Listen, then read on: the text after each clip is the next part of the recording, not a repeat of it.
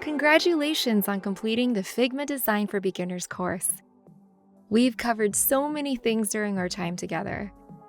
If you're looking to keep practicing and growing your skills, visit the Figma Help Center, where you'll find a library of resources including hands-on projects, in-depth explanations of features, and other written and video courses. If you're interested in connecting with other creators, join the Figma forum to share ideas, find solutions, and help others along their journey.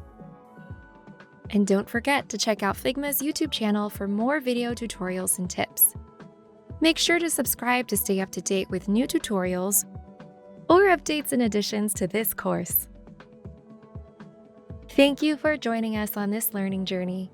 We can't wait to see what you'll make next.